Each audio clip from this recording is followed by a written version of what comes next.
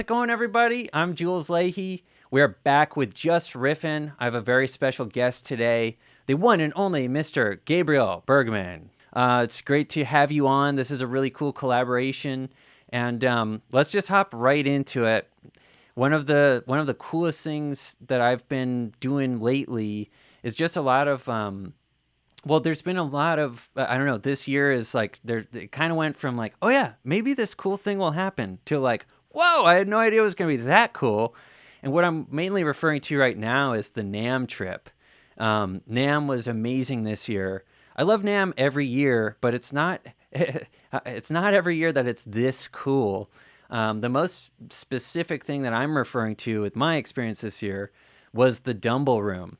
And the Dumble Room was a total surprise to me. I had no idea that there would be, what was it? There were like 10 different Dumble amplifiers, something like that. Um, and just the quick story was that after day one of my NAM trip this year, I was looking on Instagram and man, I saw Gabe Bergman was in this room. It was like heaven on earth. He's just in this incredible room. And I sent Gabe a message. I said, "Where is that?" And he said, it's outside of Nam Hall B. Text me in the morning or something along those lines. And so it was like, whoa, suddenly I had a hard time going to sleep that night. I was really excited. It was just amazing. And to make a long story short, you invited me into the room and I got a sort of private like 15 minutes there, which included trying out three different Dumble amps, which was just an incredible, just an amazing experience that I was not counting on at all. And so that was exciting. And then, man, just a couple of days ago, I went and spent a handful of hours at Black Magic Vintage Guitars, which is just an awesome guy, John Ladass, and got to play three more different Dumbles. So in the last like 2.5 weeks, I've played six different Dumble amplifiers. And before that, I had only played one, which was Robin Ford's, which was, yeah, the one. That's kind of the one. So that was fantastic. But so anyway, that's just a little bit of backstory. I definitely want to zone in with you on the Dumble sound, the Dumble amplifier. I know that you've spent a fair amount of time. You've spent more time with them than I have for sure. I'm just kind of curious if you could tell a little backstory of sort of how you've gotten in that circle, getting to play these different amps. I know I've seen you shoot videos with Vertex Effects, and we know Mason Marangella is a huge, Dumble amplifier fan, and he makes his own Doctor Special. He makes his own beautiful amp. Mason's just a great guy. If you don't know Vertex Effects, you got to go follow Vertex Effects. But yeah, man, let's hop in on the Dumble train. Could you give us a little bit of your background and how you got in the mix with all these guys and their Dumble amps? So, how do we begin this? I think it starts in, let's say, 2019 February. Mason and I go to John Mayer rehearsal for the 2019 World Tour, and that was the second time I see Dumble amplifiers. Robin came to Berkeley, I think summer 2015, and he brought 148, which was Adnam, the black one, the black head with the gold font, Howard Dumble. And that was the first time I see one, but I had no idea who Robin Ford was and what a Dumble was. I just knew that Robin Ford was this incredible guitar player. 2019 comes around, we go to John Mayer rehearsal, and that's where, I see my first steel string singer. 004, I think it is, the blue suede head that John has. Time goes by, and then 2023 comes around. A friend of mine, Nick Hames, goes to Techno Empire, a big like middleman service here in Los Angeles that they sell studio gear, guitars, speakers, consoles. And I see him play a Dumble Overdrive Special, serial number 022. That was for sale, that belonged to producer Dennis Herring. And so I instantly reach out to him and say, where'd you play that? How'd you play it? And he says, it was as simple as I just texted them on Reverb and they got back to me and said I can come by. So I messaged them, hey, I would love to see this amp. Obviously, I can't afford it, but I would love to play through it just to check it out.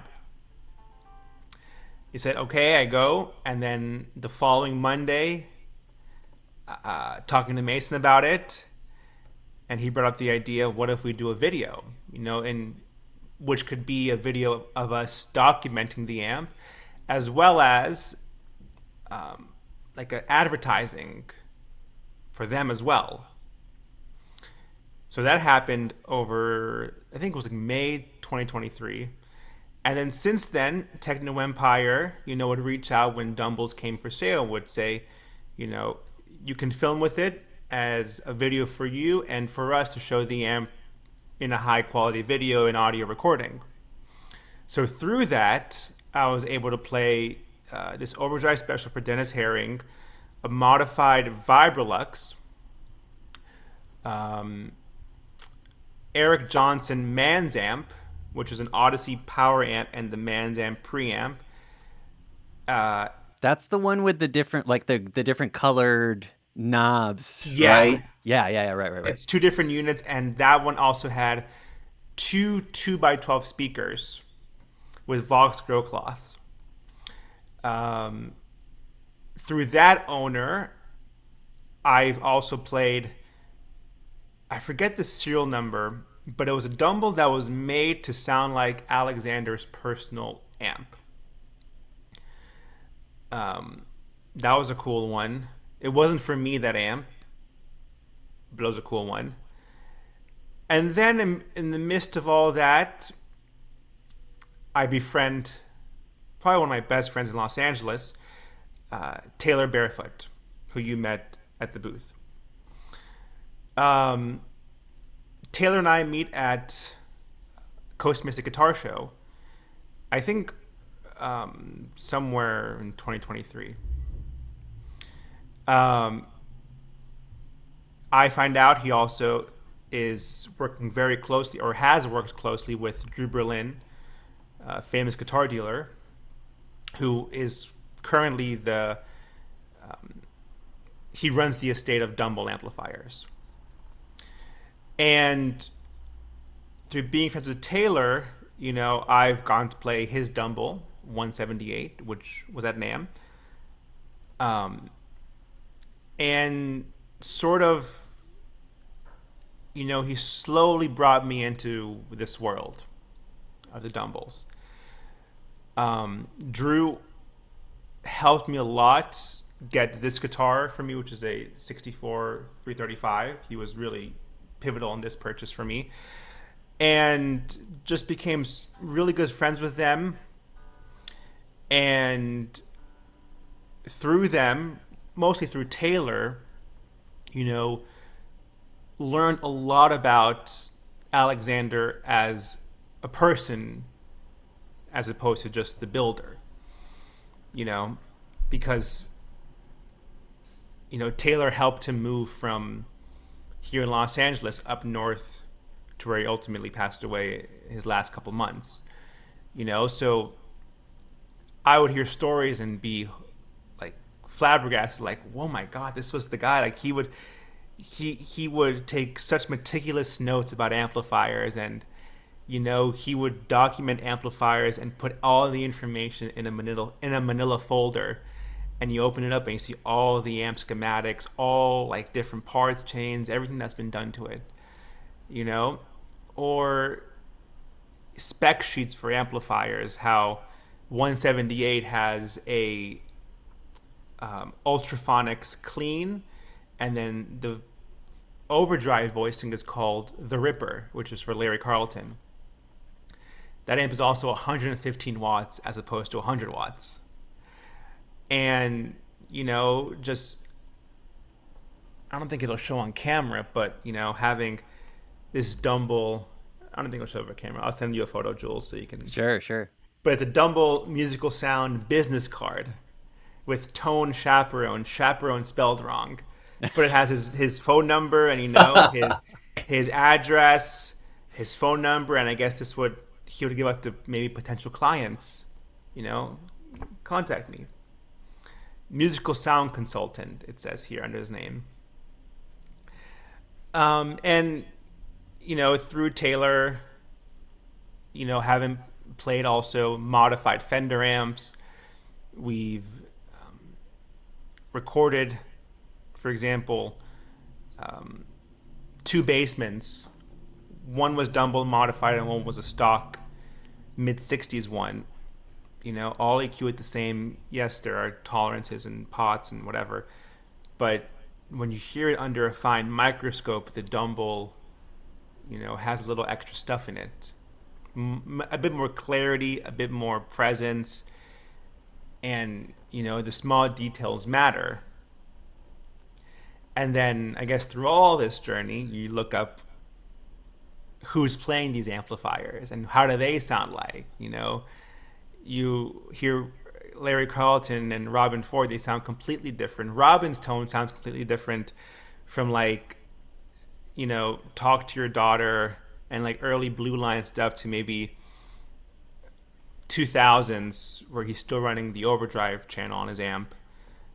And, and it sounds maybe a bit different to when he runs a Zen drive into a twin reverb, which is kind of the same idea, but a different ingredients. Then you hear, how Santana uses it, David Lindley, Sonny Landreth, Stevie Ray Vaughan, then John Mayer with these massive clean amplifiers. Then you hear Joe Bonamassa, running overdrive specials, high volume, just pushing air, and it just sounds incredible. And they all have their unique personality, which brings me, I guess, to one point we talked about before recording was, Dumble tones. One of the best Dumble tones I've ever heard was the day I got this guitar,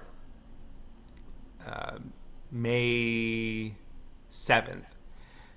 The following Thursday, May 9th, I go with Taylor and we go see Sonny Landreth in Redondo Beach. And Sonny had reached out to Drew Berlin ahead of time and said, can I borrow a Dumble for this gig? I think Sonny has one or two Dumbles. I'm not too sure on that. So we go to Drew's house. We get a cabinet. Taylor has the amp. We go to sound check, drop it off. Come showtime, I don't know what song it was, but the amp just sounded like laser beams. It was it was unreal electric tone in the air. It was just unbelievable. And that was probably one of the first times I hear an amp like that in isolation, not paired with other amps. So it was just overdrive special with a 1x12, I think with an EV speaker, and then Sonny's rig, playing slide, and I was blown away by it. A tone I don't know how to recreate that tone, but it just stuck with me as laser beams. Just thick, round, and just the most defined overdrive tone probably I've ever heard. And it's incredible. And that brings us, I guess, to this NAMM show. I bugged Taylor probably November and December. Dude, I need a Dumble badge. I need a Dumble badge for NAMM. I don't care if I can't get in. I just want my NAMM badge to say Dumble. And he said, I'll see what I can do. Taylor's the best. And come NAMM, I got my educator badge. I just did myself. But I got access to the booth. And seeing everybody come in and have these incredible reactions, like when you and Nico came in, or when Andertons came in, Casino Guitar, Studio Rats, and then people without YouTube channels come in and just see like, whoa, here's the amp. These are real Dumbles. How do they sound? Let's plug it in. And hearing these reactions, and you know, I guess having played many albums, very used to them or know what to expect. But seeing people who don't know what to expect play them and see, wow, this is the best amp, ever. There could be other factors like, it's like once in a lifetime experience or whatever. But we had these amplifiers at not deafening volumes, but high master volumes. These amps were working. We had no sound police come to our booth. I don't think there was any sound police at NAMM this year because I didn't see any. But everybody left like the new tone journey starts now. Like there was my tone before having played a Dumble amplifier and my tone journey after. And I think a lot of us know that it's the player, not the gear. But when everything adds up right, that's when the magic happens. And I think with the Dumble amplifiers, with the player, the sound they're going for, it's just, that's, the equation adds up to a perfect answer, if that makes sense. And we'll see what happens in the future with the Dumbles, and they're great amps. They're just amps, but, at least for me, they bring me a lot of joy playing them, discovering them, seeing how, some sound very close with similar DNA, others sound very different, but it's just part of the fun. I love all that, man. That's great to hear, and I appreciate just sort of your backstory. And something that struck me, as I said in the very intro, now in the last month, I've played 6 different Dumbles, and man, they're all so different. While there might be, I think when people say like the Dumble sound, they're probably talking about Robin Ford Talk to Your Daughter. That's probably the sonic realm we're thinking of. And since I've got my guitar in my lap, let me just demonstrate a teeny bit of, I'm not Robin Ford, and I'm not plugged into a Dumble amp, all you folks out there that are about to make a comment about this. But I'm plugged into, I have my custom shop Les Paul here that's plugged into the Universal Audio Enigmatic pedal, which is their take on the Dumble sound. And I do really love this pedal. It's really, it works for me. I'd say the biggest point of all this stuff is you got to find what works for you. And so in any case, I'm using this pedal right now. It definitely works for me. But check this out. Sonically, hopefully this might make you guys think like, yeah, that sounds kind of like in the ballpark of what I think of when I think of Dumble. Here's just a little bit kind of in that Robin Ford Talk to Your Daughter mode. Some of those kind of licks, I'm sort of like not tipping my cap to Robin here.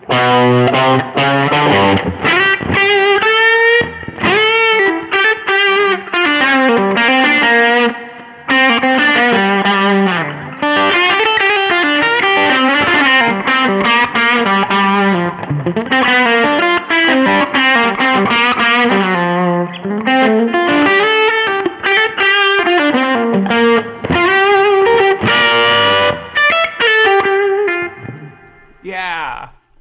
Right, there's a lot of, to me, one of the cool things is like, there's so much expression, and Robin does this all the time. He'll do these runs where he's palm muting some of the notes, like he'll go like this, like.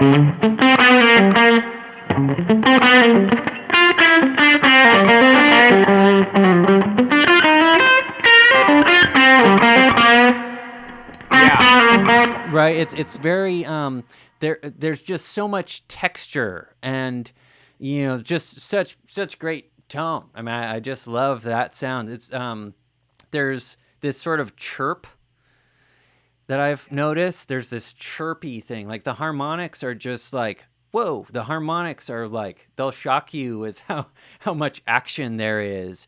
With all that, there's just simply more information sonically than we're used to hearing. And the clarity, the unforgiving quality of it, man, I was definitely humbled by the Dumble in the NAM booth. One of the things, and I'm curious if this came up at all.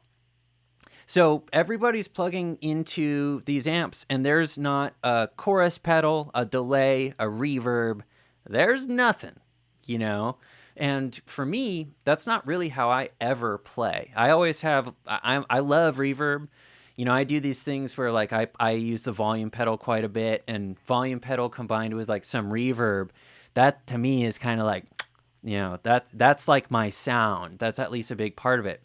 So I noticed when I was just plugging into the amp straight in, it was like, whoa. I mean, it felt like, you know, it was like I'm totally naked out here. I noticed Taylor when he was talking about it, he was saying that, you know, there was, it took him a while to really get used to the frank nature of this amp. It's like a total, what you put in is getting matched on the output. There's no, you know, it's super unforgiving. And that ultimately is something that we want. But it's kind of shocking when you first try it. Is there any, like, did you have a learning curve with getting comfortable getting a sound through a Dumble? Yeah, I mean when I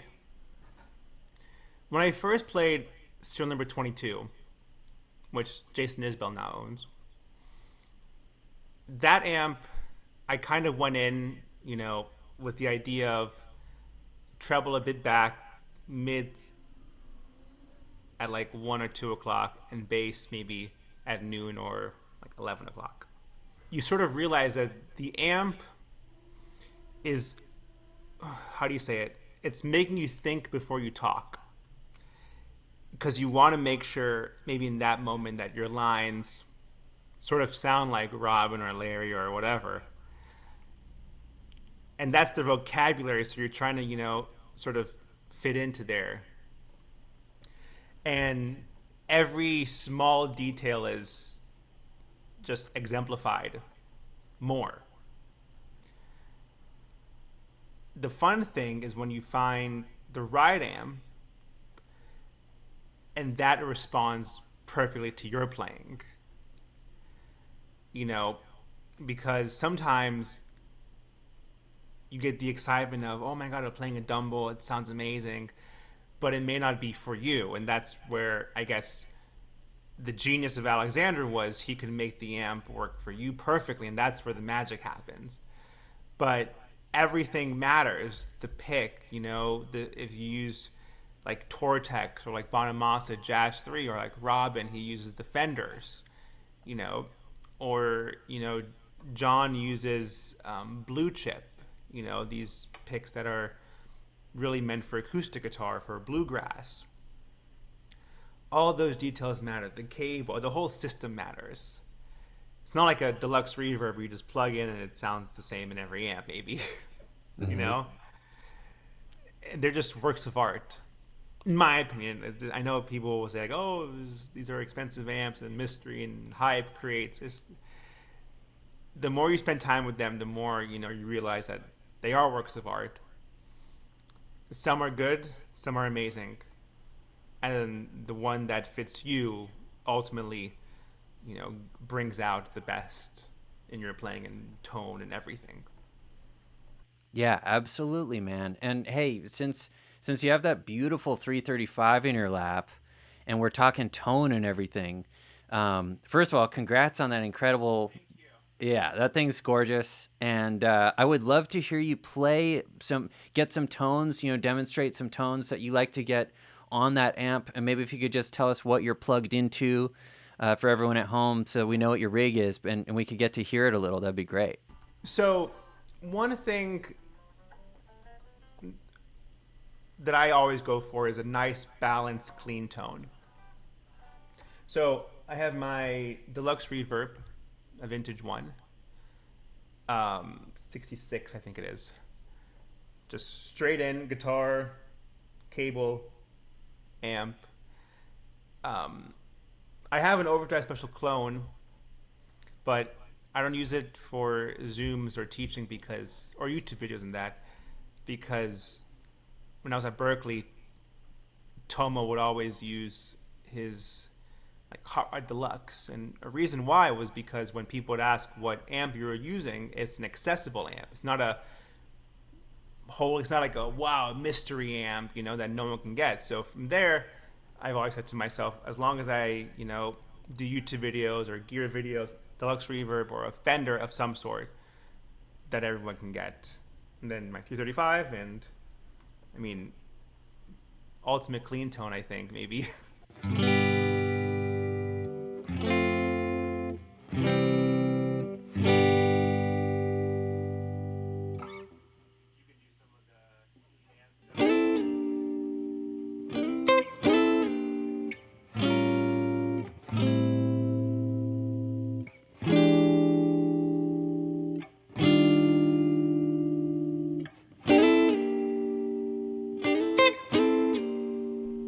And then, you can do some Robin Ford, Larry Carlton, you can do Eric Clapton. Obviously, people want the Cherry Red block because Clapton at Crossroads, or Clapton at the Albert Hall, I should say. Or at the Fillmore, right? Yeah, Right. and here's Yeah. the bridge pickup.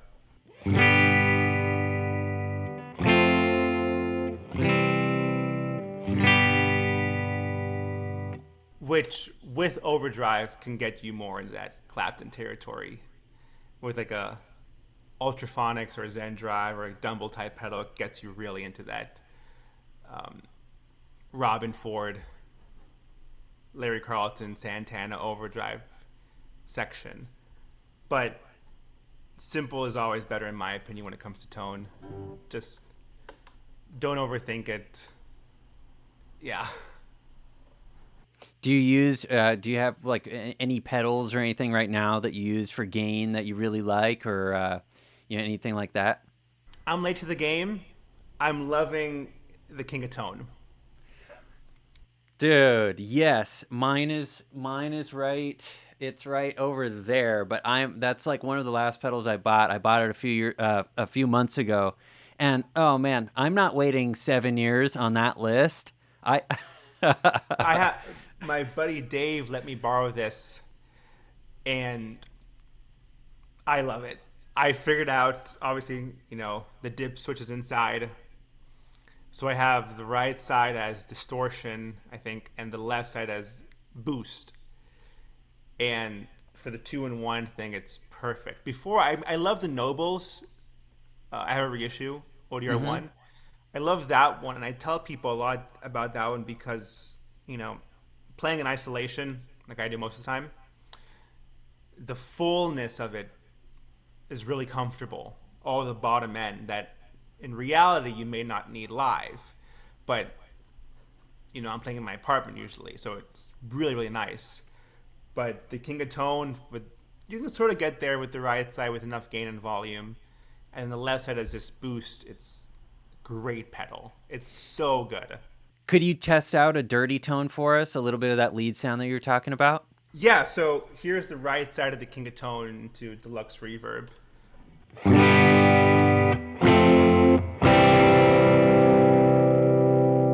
You can instantly do kind of like, I always go to it.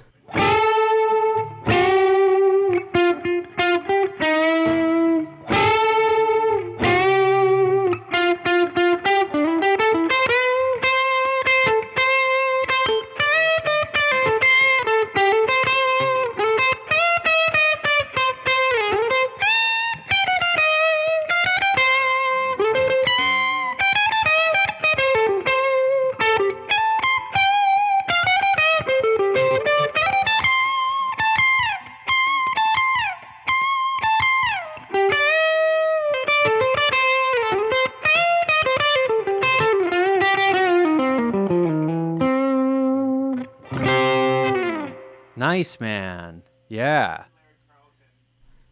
Kid Charlemagne vibe. Doesn't sound anything like the record, but it puts me there. Or like, talking about Dumble stuff.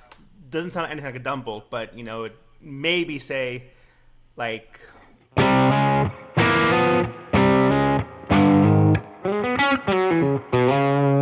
like a Robin Ford politician type thing, or like help the poor.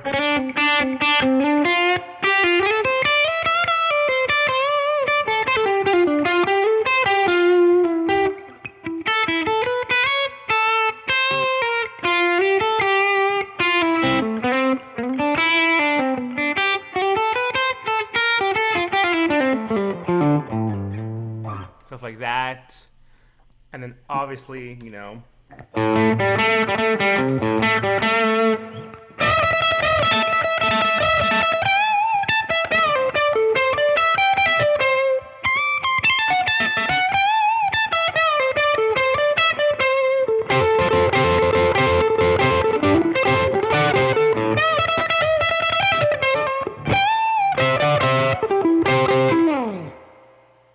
Nice. kind of in that ballpark. Yeah. And I got to say, one thing I appreciate about your playing and your tone is that you're at a really sweet spot of like I've definitely never heard you playing with too much gain. Too much gain, I think, like too much reverb, you get lost sometimes. I think less is more, maybe in a way that I rather, like when it comes to teaching, I rather add notes than it is to take away notes. I rather add gain than, take it away. I think it's harder to have a super high tone or high gain tone and then tell somebody, but back it off a bit. I agree completely. And man, I can tell you too, I'm guilty of playing with too much gain sometimes and too much reverb for sure. Yeah, we were all in college one day playing, let's say like a blues breaker or a tube scream with all the gain and a ton of reverb, and yeah. And hey, just super quick, so Gabe just played some great riffs, but just while we're there for just a second and talking about Robin for a sec, like that whole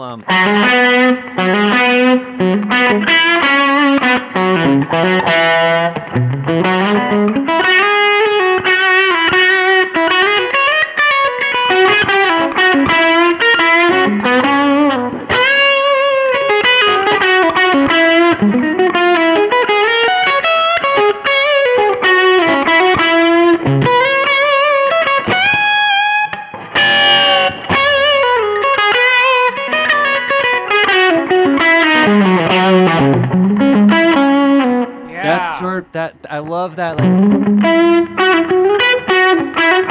there's just so much expression. Now, this is a cool thing about playing with a fair amount of gain, and that really nice. I mean, the Dumble gain thing is so beautiful because it really is clear. Yeah. It's articulate and it's not, especially at this nice like.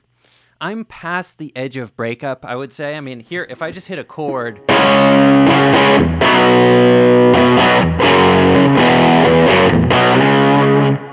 I'm in like crunch.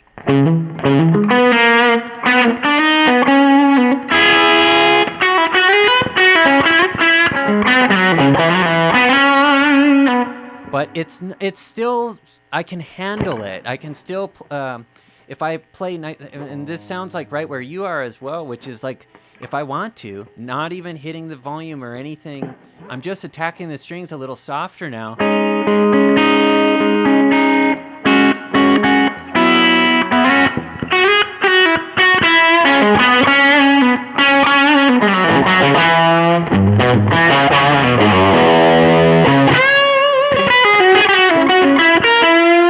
Then it's like, man, I mean, I can have my cake and then I can eat it too with this sort of sound, So for anybody out there who's curious about this sort of thing, I feel like that sort of like edge of breakup crunch where if you dig in with your pick and you can like really have the notes sing, but if you don't, you can actually get like a nice clean sound. That really is where sort of, and we're talking about musically, we're probably talking about like a blues rock general context, but this is like, we both have some pretty killer tones right here, considering we're working with not very much.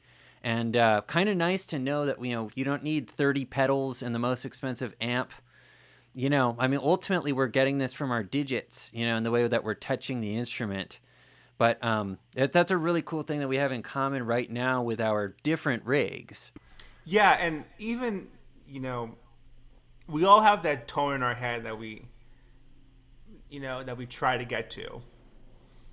And I think when you figure out how to get there, or what ingredients can get there, I think that's where maybe the tone journey stops, or maybe that's where you reach ultimatum. And like we were talking about with the Dumble overdrive with your enigmatic, and discovering that it's not high gain, but it's crunch, but it still has clarity. That's how. Not that we have access to Dumbles every single day, but whichever one happens to be around overdrive special, I'll always try to get a similar, maybe the same overdrive tone in this different amps, to where a point where the overdrive section is not tremendous amount of gain, but more like clean boost, clean gain, where it's extension of the clean channel. And then with the pedal, then you can boost it to the next stage, or use the preamp boost to bypass the tone stack. But at least in my case, what I don't want is a tone that's very different, like a different scene almost. I want it to be the exact same scene, but maybe a different version. I don't want the page to be turned to a different color. I want it to be very similar. But it feels different under the hands at that point. Yes, yes, I appreciate that. And just a quick personal story for me. I mentioned earlier that before these last 6 Dumbles that I played this month, the other one that I got to play for a little bit was Robin Ford's. And this was shortly after you saw him at Berkeley. This was the summer of 2016. So can't believe it. That's like 9 years ago already. Wow. But Rick Wheeler was his guitar tech at the time. Rick's just he's a sweetheart and just a super knowledgeable, great guitar guy.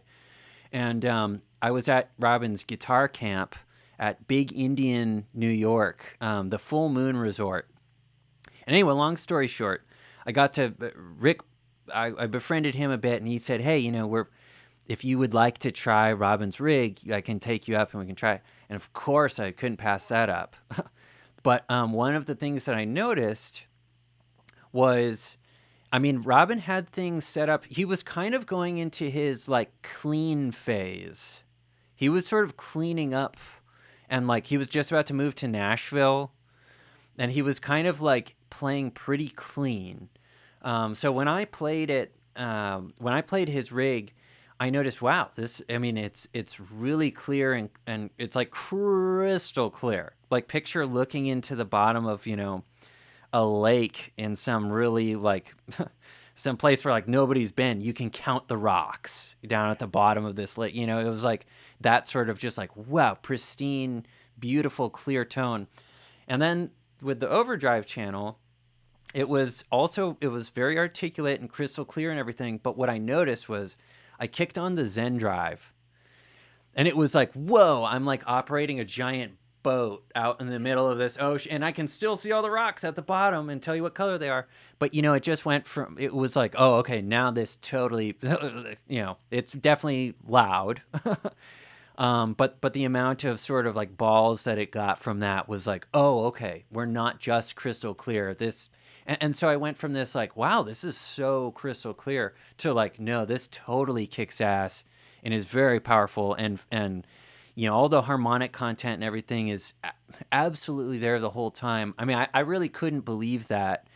So yeah, that was just like an experience that I had a long time ago, and it stuck with me to the point where now this month, having played, all these different ones, it was like, wow, there's really a lot to... There's so many different ones. They're not by any means a copy of Robin's. They're definitely not that. And I've heard the story. There's a great story of Robin Ford and Larry Carlton playing each other's Dumbles and just simply going, "No thanks." I love hearing you play it, but man, I can't seem to get I don't know. That's not really for me. So just kind of crazy. Even on YouTube, like when they toured together in Tokyo, like early 2000s, their tones are very, very different. And they're using essentially the same rigs. Yeah. different guitars, obviously, but they couldn't sound any more different than they are. Now, I'm curious, man. So, just as a fun little, uh, could you give me your three favorite Dumble tones? And it might be tough to limit it to just three, but what are, and I'll give you my three.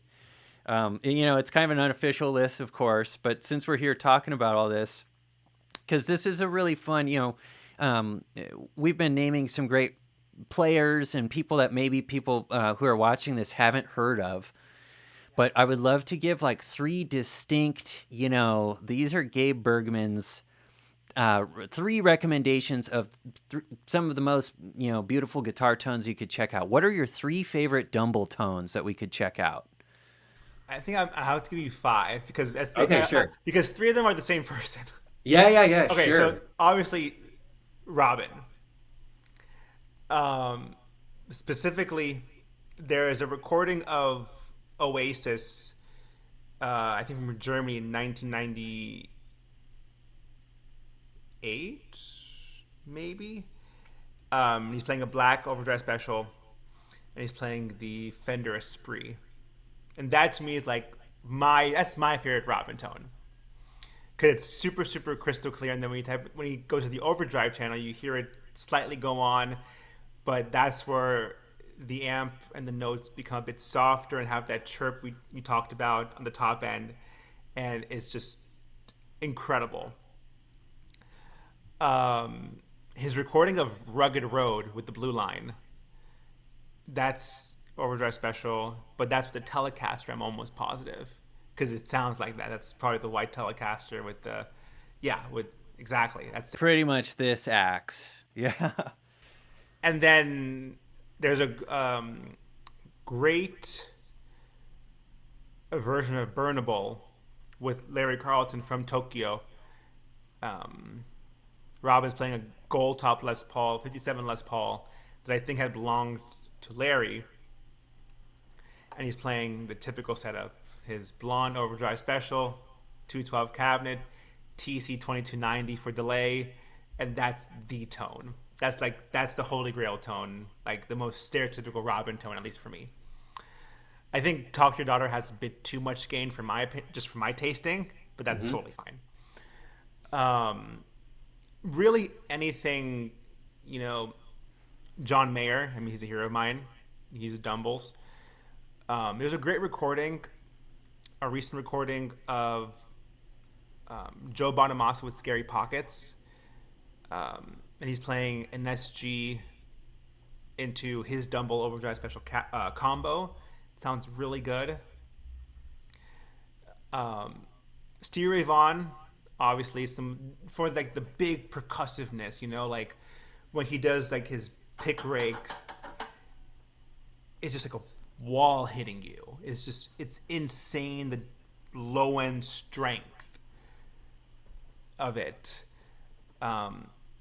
And then Sonny Landreth played Taylor's Dumble 178 at Crossroads. He opened the show with it.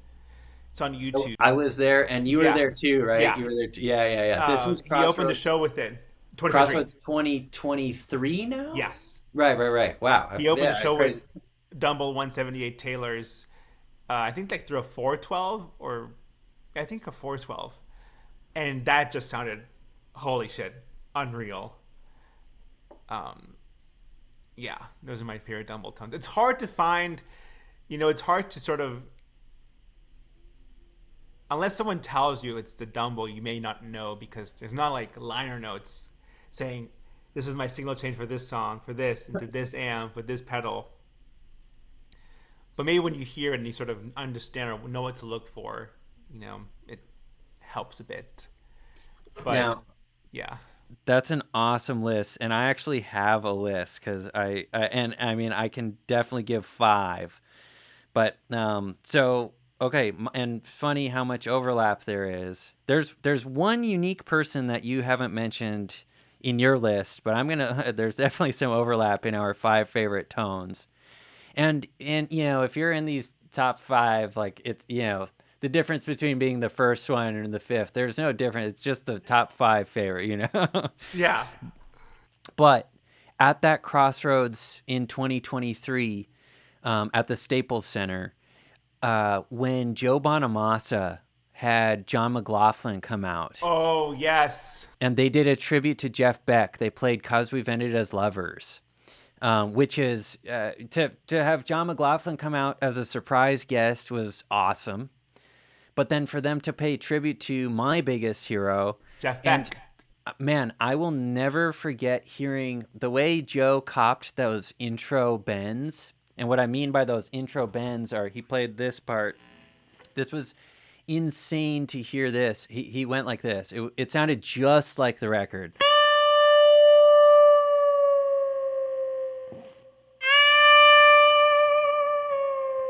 He did those bends. I'm nowhere near what he was sounding like at the Staples Center that day. But uh, Joe's tone at that show, I'll never forget, like the three-dimensional sense. It was like, it was just fantastic. So that's one of them, Joe Bonamassa at Crossroads 2023. Robin Ford, the Talk to Your Daughter record. And just, the umbrella, like Robin, his sound is, and his playing is so influential on, for so many reasons. But, and it's funny because one common critique that like specifically Talk to Your Daughter gets is just all the other stuff. Like there's a lot of reverb. Yeah. It's a big sound. And I think It's very 80s, obviously. Yep. It has Yep. all the air, maybe it has a good amount of the 80s stereotype that you would think for an 80s recording. Yep. So there's that element, and there's kind of like a timestamp put on it of, that era. But man, the explosive playing, that record definitely influenced me a ton. I love Roscoe Beck on bass, and he's just for a trio, that's one heck of a huge sounding record. And I know that Robin was trying, they were trying to go like, no, we want make the guitar sound huge. And they made that guitar sound huge. It's pretty incredible. So my second would be Robin Ford, Talk to Your Daughter. Third is Stevie Ray Vaughan for sure. The clean, that just the beautiful cleans, and then the overdrive that where even when he's really overdriven, it's still really clear. It never gets muddy, And then obviously he's playing like he's breaking out of jail is one of his quotes. So, he said he liked to play like he was breaking out of jail. So you combine him playing all those Stratocaster licks with tuned down to E flat, super physical, aggressive attack through those. I mean, it's just like that's some of my favorite playing and sonic inspiration there is for sure. Yeah, that's great. I was Definitely. gonna say also when Stevie would match like the Dumble Steel String Singer, and with the Fender, that's I think where the real magic is. Because I think the Dumbles are alone, they're not sparkly like Fenders are. So when you combine the body and thump of one of these amplifiers with the clarity of a Fender, you have like the ultimate sound, I think. Totally. And hey, that actually reminds me, just a super quick side note. Did you see this Scott McKeon video where he's playing on that pedal show recently, right? If anybody hasn't checked this out, they get some amazing Stevie Ray Vaughan type of tones. Check out that episode with Scott McKeon, great guitar player. He's playing with Tom Jones. Yeah. And check out that episode of that pedal show because that's worth watching. They nail these tones and do exactly what you're talking about, combining. I think he's playing through like 4 different amps, and it's like, it has meat on the bone, that's for sure. So anyway, check that out, you guys. That's an amazing one. So those are my first 3, and my last 2, super specifically, Sonny Landreth on the record Grant Street, the live record. That first track, Native Stepson. Oh man, so I'm pretty sure the rig is a Dumble and a Matchless. And he's playing a Strat. Sonny plays, Sonny's one of the few slide guys who plays a Strat where, man, that tone is not thin and weak and we're wishing it was like humbuckers or anything. It's like you hear Sonny and it's that Native Stepson tone and that whole cut, that whole tune he's doing all this really incredible articulate playing behind the slide. His right hand and left hands are just putting on a clinic on that track. And the tone is just so explosive. It's so crystal clear. It's pretty heavily overdriven, and it's still just clear as day the whole time. I kind of can't believe it. It's like amazing. So those are my first four. And then the last one, drum roll everybody. My very favorite Dumble tone is David Lindley, Mercury Blues. Oh yeah, David Lindley, yeah. That's the shit, man. That's just some of my favorite guitar playing in the whole world for sure. It's so spirited. It's so kick-ass. That band El Rayo X, just so cool. If you watch any of those videos of David Lindley with his band, I know he was a great sideman with all sorts of great famous people, and we love Jackson Browne, Running on Empty. We love all that stuff. But for me, David Lindley, his three records, Very Greasy, Win This Record, and El Rayo X, those three records to me are just, they're such great records and super duper fun. It's like Wascally Wabbit rock and roll. Like, you can tell these guys are all friends and they're like all colorful character people. David would wear these like really loud polyester, like really, really like clown clothes. He was like this, he's kind of a clown of rock and roll, and one of the most talented, had the best sense of time, great guitar tone, pick up any stringed instrument, and he's like a master of all these different things. But to me, that Mercury Blues solo has been one of the most influential pieces of, guitar playing in my whole life, for sure. So anyway, for my top five, and man, we could make that a top 10 or top 20 list or something. That's a cool like whole video on its own right there. Funny thing you mentioned, also another one is, you mentioned going to Robin Ford camp. There's a video from a recent one, like the Andy Wood Oh yeah. guitar camp, and he's playing his Overdrive Special, but clean, and he's playing Oasis, all clean Telecaster, and it's just one of the best single coil clean tones probably around that you can get, that you can hear. Yeah. Um, yeah. Here's a quick aside. When we went to the John Mayer rehearsal and seeing all the Steel String Singer and his True Rock there, a lot of us were inside, sort of just hanging out. And then John Shanks asked somebody, "So what can we take photos, and what can and we cannot take photos of?"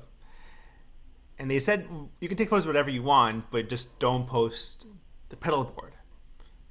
The pedal board has been released many times since. Yeah. Just in general, just from live, different angles from shows, etc. But when that was told, I think John and I both went to the Dumble and started taking all these photos of it, seeing the different settings. And I think John went behind the amp to see what tubes they were inside, what speakers he's running. And I was like, holy shit, that's the amp that people talk about, Dumble Steel String Singer. Yeah. That's cool, man. That's great. That's awesome. And that's another whole side of the for me it's funny. I mean, as a blues, like, I'm definitely at least edge of breakup, like crunchy, maybe I live in the sort of crunchy to like gainy world. All my slide stuff, I'm kind of rocking the volume pedal to like have maybe a little more gain than most people have, or than I might need, but I'm always constantly controlling my gain with the volume pedal. So I like to not just go 100% most of the time, but like really have a dynamic sound and clear it up by going to 50% on the volume pedal or so. But John Mayer has this whole like, he's really looking for like the cleanest.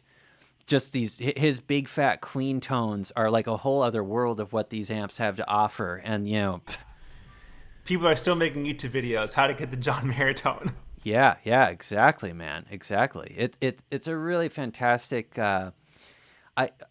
I remember when Alexander Dumble passed away a couple years ago, and I was just reading all these stories about, I mean, there were, I don't, there are all sorts of wild, like, if you called him to check in on the status of your amp, that's it. You're done. You're not getting it. And, I've just heard all sorts of things. Like, he was definitely an eccentric person. Like, I don't think he had a driver's license. Right, yeah, you had to pay in cash or gold. I mean, imagine if he was slinging these dumbles for bitcoins these days. I mean, I've heard a lot of stories about people waiting for amps or, very, yeah, a lot of stories like that. You're like, whoa, okay. And I mean, I couldn't imagine. It's like you order an amp, that's it from like Sweetwater, and they say, all right, cool. When it comes in, we'll let you know. But it's like 5 years later. Yeah, yeah, yeah. I mean, it's almost like waiting for your King of Tone pedal or something. Um, but it is funny, and I will say, without naming a single name, I wouldn't be throwing anybody under the bus, but without naming any names, many of my heroes in this music world, and I guess just in life in general, many of them are pretty eccentric and, don't drive themselves to the gig because they don't have a driver's license, but they have somebody who does. They're dyslexic to the point of, you know, they play their guitar upside down and backwards. There's just so many ways where people sort of reveal, these genius types like Dumble. I feel like they come with, they're really interesting characters. And so I'm really excited to, I definitely want to learn more about him. And man, I'm curious to see what the future for Dumble amplifiers is, because although he's passed away, they are carrying on and it sounds like they're going to be releasing new Dumble amps using his schematics and people that worked closely with him and people who just know these amps. Do you know anything about the future of where it's headed? I don't know personally. At NAMM, like you saw, we had two new ones. One that was started by Alexander and then finished by, the tech that work for them now. And then one completely brand new, all new components, all new parts, etc. I think the only thing that wasn't new was the speaker. But what the future holds, I don't know. We'll just have to stay tuned. Yeah, and maybe, I mean, they won't be, at least in how I think, you're not going to be able to get one randomly. I think it'll just be like very, very close to the people who know them may have the opportunity to get one, maybe. But I think it's also a lot of Alexander's clients, I think it's mostly for them as well to say, we can fix your amp for you if anything happens. We can do this for you. We can service the amp. We have schematics. We have everything to do to keep it in the Dumble, let's say, ethos or ecosystem. Mm-hmm. But who knows, man? I mean, I would love a Dumble. Yeah. But that's a lot of money. And I don't know. I'm just like treasure. Like you try to find, and the search may be more fun than the actual product. I don't know. Well, it's funny that, and that's just a great way. That's a great way to wrap up this Just Riffin, because ultimately, as cool as it is to have all these great iconic sounds that we've just listed here, if we were talking about Marshall amps, or if we were talking about Vox amps or Fender amps, or whatever it is, we could have this same great list of really iconic, famous recordings, great players who say, "Oh man, that's I only want that amp." And as much mystique, and there might be sort of people definitely talk about hype, as there is with the whole Dumble name. As soon as you say Dumble, you're guaranteed to kind of get people going, hang on a sec, that's hype, whatever it is. It's just, we're all on this chase to be inspired, to grow as players, as musicians. This is art, and none of us are done chasing, these sounds. As soon as I tried these 6 different amps this month, I have so many new thoughts and things that I'm curious about. So I'd say that, just this sort of tone chase that we're all on for, the guitar obsessed folks, I think that's just worth it right there. It's so cool. And I don't know.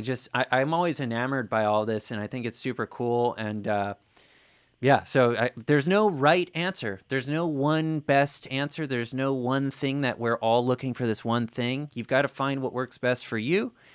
Exactly.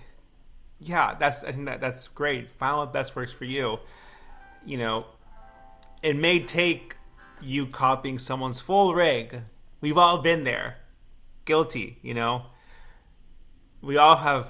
You want to be John Mayer? Well, you get a 2-rock. You want to be this person, right. You get this. You want to be this, you get that.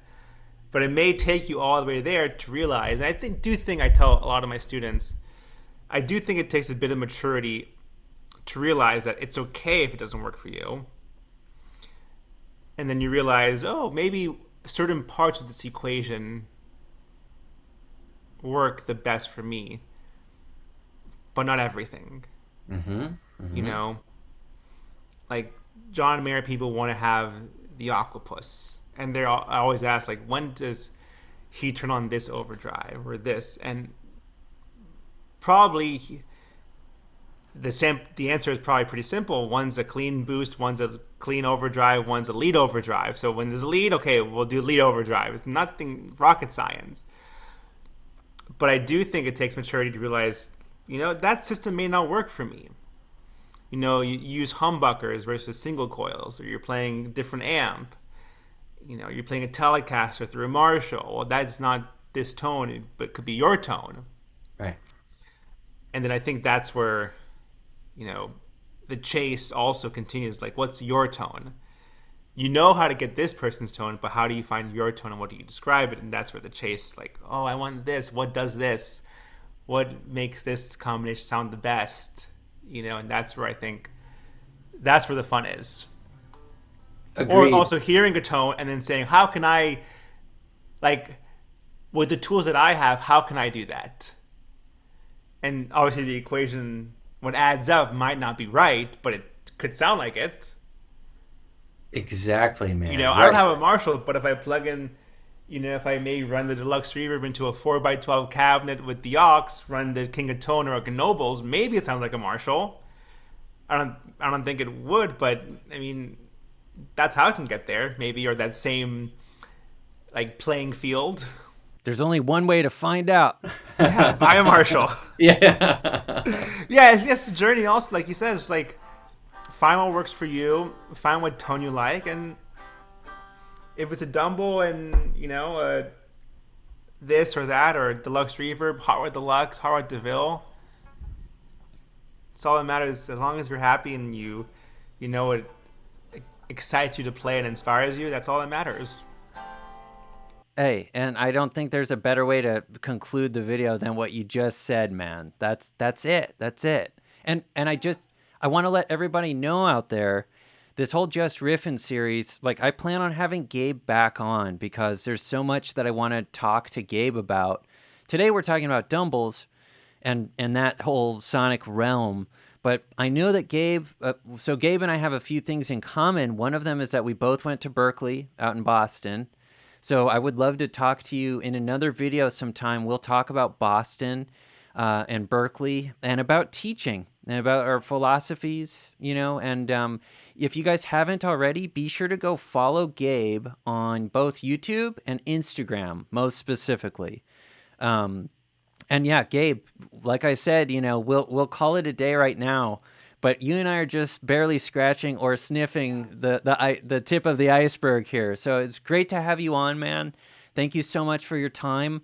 And yeah, everybody make sure you go follow Gabe Bergman and catch us on our next Just Riffin'. Stay tuned, and we'll see you guys again next time. Thank you guys so much for checking it out. Thanks for having me, Jules. Hey, how's it going, everybody? I'm Jules Leyhe. I'm thrilled to announce that my Derek Trucks Slide Guitar Masterclass is now available. This class is over 2 hours of in-depth study of Derek Trucks' greatest licks, his signature sounds.